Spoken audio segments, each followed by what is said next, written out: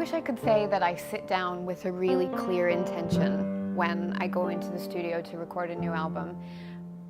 That would be so Virgo of me, and it would totally jive with who I am in that way. But in all honesty, it is so outside of any semblance of control I've ever had in my life, the whole process. Like, I show up with a fair amount of fear and overwhelm because there's that little part of me that's always worried about getting it wrong, or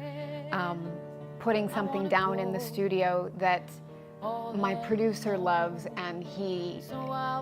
twists my arm into making it happen, even though I'm nervous about maybe it was a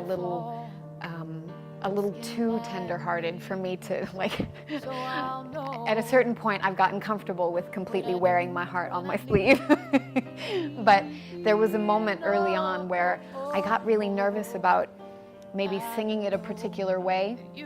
and discovering that I hadn't done it the absolute best I possibly could, but my producer loved it that way and convinced me to put that out into the world. That's happened a couple of times, and I'm always glad that it did. But for that reason, and for a number of others, I always go into the studio feeling quite a bit of sort of apprehensive nervousness about the unknown, all the possibilities that exist, but it is unknown. And